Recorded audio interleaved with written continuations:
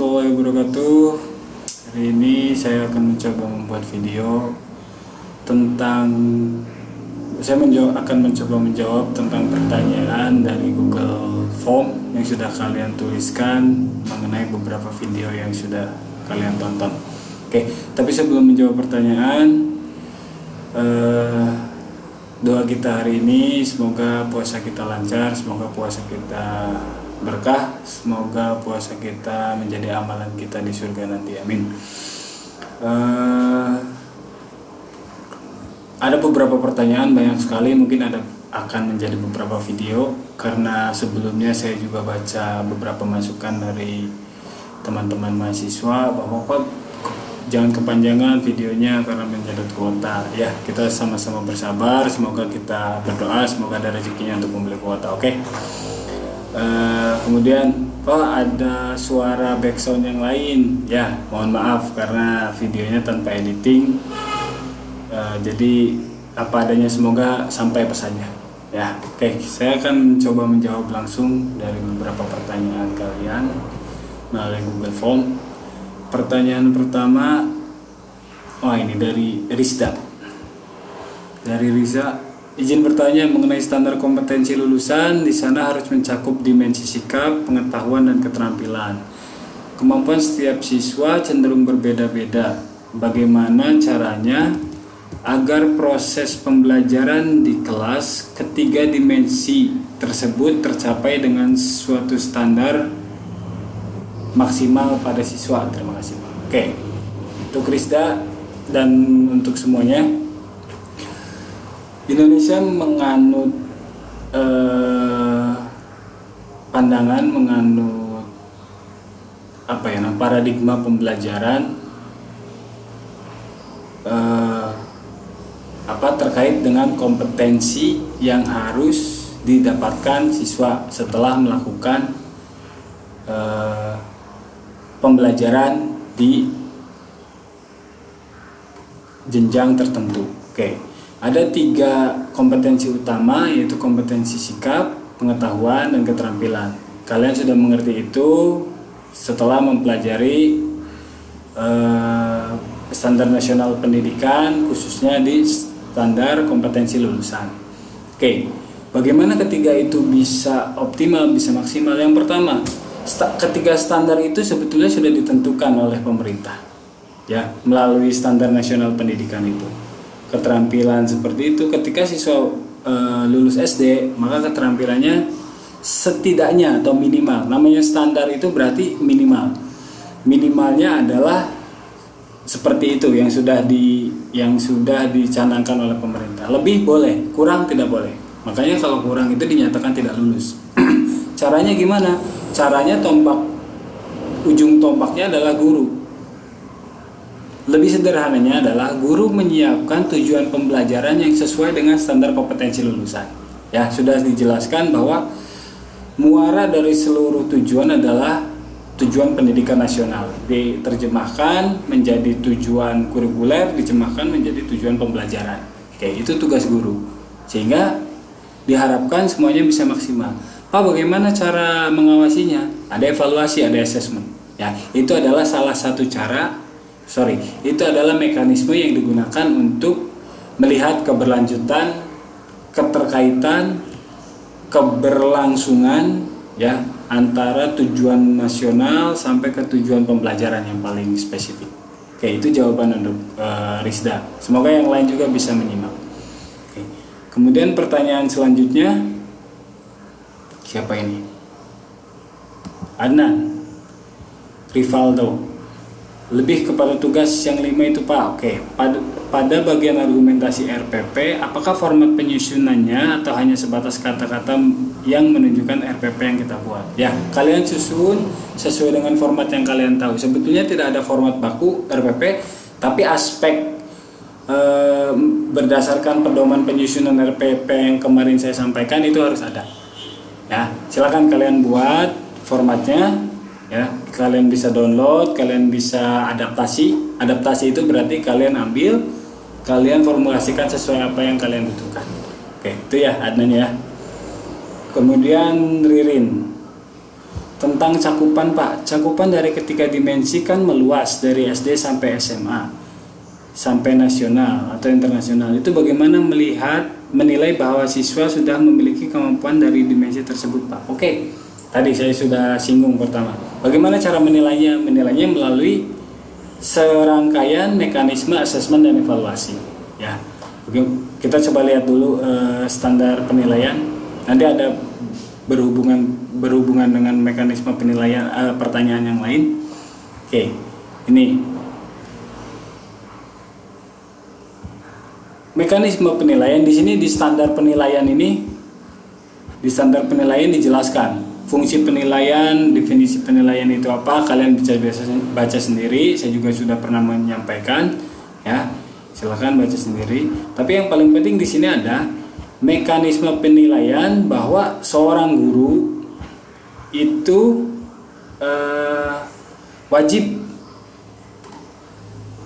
membersamai siswanya dalam hal meyakinkan mengawal bahwa siswanya itu sudah berhasil dalam pembelajarannya. Melalui apa? Melalui asesmen dan penilaian ini, ya. Melalui asesmen dan evaluasi ini. Oke, nanti saya bahas lebih dalam di sini. Kita balik dulu ke pertanyaan Ririn tadi. Tentang cakupannya Pak, ketiga dimensi meluas sampai SMA. Ya, oke. Ketiga dimensi itu saya ambil contoh dimensi domain kognitif.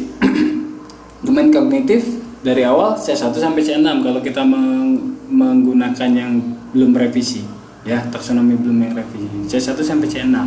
Nah, dengan detail dan kerinciannya yang sudah saya sampaikan di video sebelumnya atau melalui animasi yang sudah saya buatkan untuk kalian, itu hanya C1 sampai C6. Nah, ini yang penting. Ini yang harus kalian cermati. Bahwa C1 sampai C6 adalah kemampuan kognitif manusia. Ya. Nah, untuk konsepnya, kontennya tergantung. Kelas 10 kontennya berbeda, kelas 11 kontennya berbeda. Antara biologi dengan IPS, antara biologi dengan sejarah, antara biologi dengan fisika, kontennya berbeda. Tapi konten itu adalah alat untuk dapat mencapai kemampuan kognitif yang diinginkan. Contohnya C1 melalui kontennya biologi, C1 melalui kontennya fisika, itu bisa. Ya, jadi ini adalah keterampilan berpikirnya. C1 sampai C6 itu keterampilan berpikirnya. Nah, biologi khususnya fotosintesis atau perkembangan pertumbuhan atau yang lainnya itu adalah kontennya, ya. Itu adalah alatnya untuk mencapai kemampuan kognitif yang diinginkan. Oke. Itu ya, Ririn ya. Kemudian Tarmani, Pak izin bertanya, pendidikan nasional memiliki standar, baik itu standar kompetensi lulusan, standar dan standar lain. Standar kompetensi lulusan menurunkan standar isi ke standar, kemudian standar isi menurunkan kompetensi inti, kemudian kompetensi ini menurunkan kompetensi dasar. Yang saya tanyakan, ada tidak Pak standar dari indikator pencapaian kompetensi atau IPK, di mana IPK dibuat oleh pendidik atau guru? Jujur saya sebagai calon guru bingung dalam menerjemahkan kompetensi dasar yang ada menjadi IPK. Jika ada standar IPK, bagaimana isi dari standar tersebut? Dan saya juga meminta tips dan solusi, panjang banget ya Tarmani ya, agar mudah dan menerjemahkan kompetensi dasar menjadi IPK. Terima kasih. Oke, maksudnya saya coba nanti kalau jawaban saya melenceng tolong konfirmasi lagi. Maksudnya mungkin KKM ya. IPK itu di SMA contohnya. Bagaimana kita menerjemahkan standar kompetensi dasar itu menjadi suatu tujuan pembelajaran. Suatu tujuan pembelajaran, kemudian dilakukan proses pembelajaran, kemudian dilakukan penilaiannya. Nah, maka terjadilah itu ada kuantifikasi, ada penilaian di dalam situ.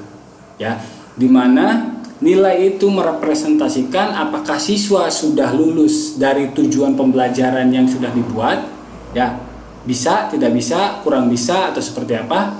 Ya, itu ada sebetulnya diatur di sini, Tarmani ya. Kamu baca lagi tentang Permendikbud tahun 2016 nomor 23 tentang standar penilaian. standar penilaian proses pendidikan. Di sini semuanya diatur. Gini. Nih, langsung ke pasal 9 saja. Mekanisme penilaian hasil belajar oleh pendidik itu dilakukan ketika kalian mulai menyusun RPP.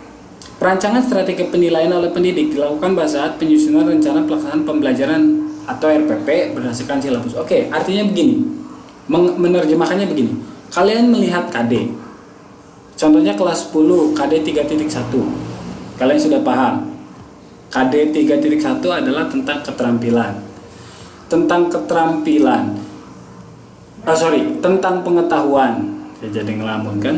Tentang pengetahuan. KD 3 sekian itu tentang pengetahuan. Oke. Kalian susun dari KD itu, kalian susun tujuan pembelajarannya berdasarkan kriteria ABCD itu. Susun tujuan pembelajaran. Sudah disusun, kalian susun skema atau skenario pembelajarannya. Ya, skenario pembelajarannya kalian susun. Untuk apa disusun? Untuk mencapai tujuan pembelajaran. Oke. Nah, setelah pembelajaran dilakukan, kalian susun juga rencana penilaiannya. Menilai apa? Menilai tujuan pembelajaran yang sudah kalian susun.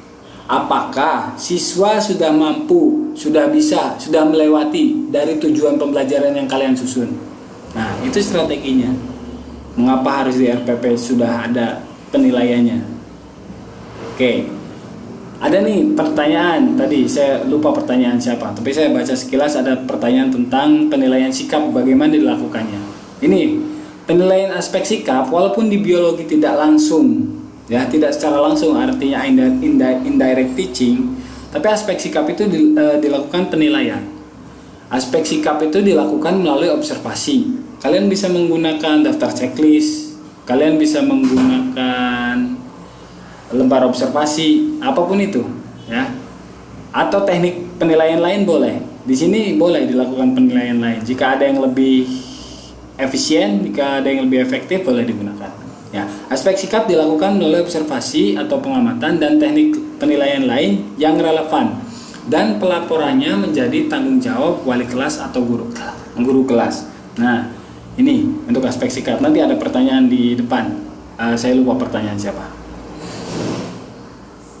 Nah, penilaian aspek pengetahuan dilakukan melalui tes tertulis, tes lisan, dan penugasan sesuai dengan kompetensi yang dinilai.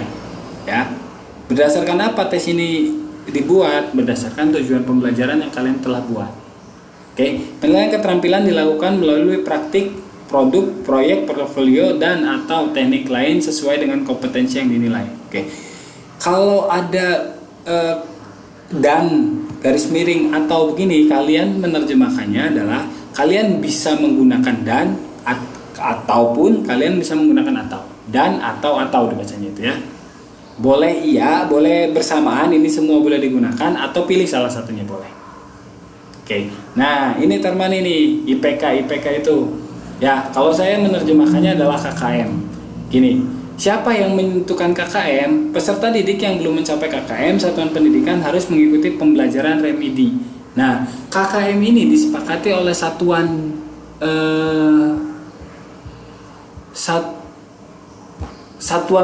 pembelajaran di sekolah. Misalkan di sekolah kalian sepakati KKM-nya, ya. Guru-guru biologi misalkan berkumpul, sepakati KKM-nya. Biasanya ini dibantu juga oleh MGMP kalau MGMP-nya jalan, ya. Oke, ada di sini. Nah, ini nih, mekanisme penilaian hasil belajar oleh satuan pendidikan.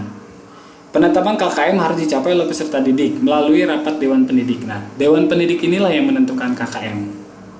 Oke? Oke ya, konfirmasi kalau belum menjawab, nanti akan saya coba jawab lagi ya. Maksud IPK itu apa?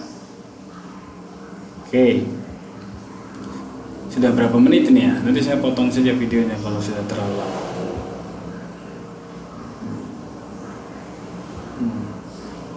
Ya. Oke, satu pertanyaan lagi sebelum saya potong videonya.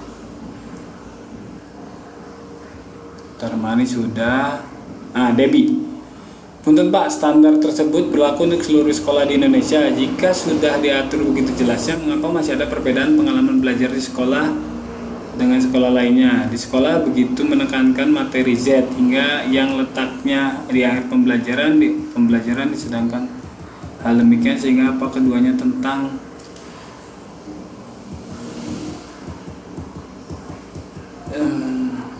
Oke, Debbie ya, dan untuk semuanya. Standar kompetensi, standar penilaian, standar isi, standar proses itu berlaku di seluruh sekolah di Indonesia, yang termasuk di daerah di kawasan negara Kesatuan Republik Indonesia. Karena ini adalah mandat dari pemerintah, ya. Tapi ingat, yang distandarkan oleh Badan Standar Nasional Pendidikan itu adalah standar minimum. Boleh lebih. Ya ingat, boleh lebih. Pak, kalau begitu kenapa materi ini dianggap penting di salah satu daerah, materi itu tidak dianggap penting, bahkan ada daerah yang di sekolah yang materi harusnya di akhir diawalkan. Oke, saya tidak tahu kenapanya ya. Kalau kalian atau kalau Debbie mau tahu harus studi lapangan dulu ya. Saya tidak mau berspekulasi, tapi kalaupun itu terjadi ya, seharusnya sudah untuk SMA ya, jelas sekali. Untuk SMA itu sudah jelas. Sistematikanya sudah jelas, sudah tertuang di standar isi. Nah, jadi ketika kalian menjadi guru, kalian sesuaikan dengan sistematika di standar isi ya, standar isi Standar Nasional Pendidikan Indonesia. Oke. Nah, ketika ada sesuatu yang terjadi, misalkan bencana seperti ini ya, wabah corona ini, nah itu baru boleh kalian improvisasi, kalian improvisasi untuk agar apa yang dicanangkan, apa yang dimandatkan oleh undang-undang, apa yang dimandatkan oleh kurikulum itu bisa tercapai. Tapi tetap harus melihat dari sistematika yang sudah diberikan oleh pemerintah. Oke, mungkin itu saja dulu. Nanti saya sambung lagi di video selanjutnya karena sudah terlalu panjang. Semoga ada manfaatnya. Selamat berpuasa. Akhirul kalam, billahi taufiq wal hidayah. Assalamualaikum warahmatullahi taala wabarakatuh.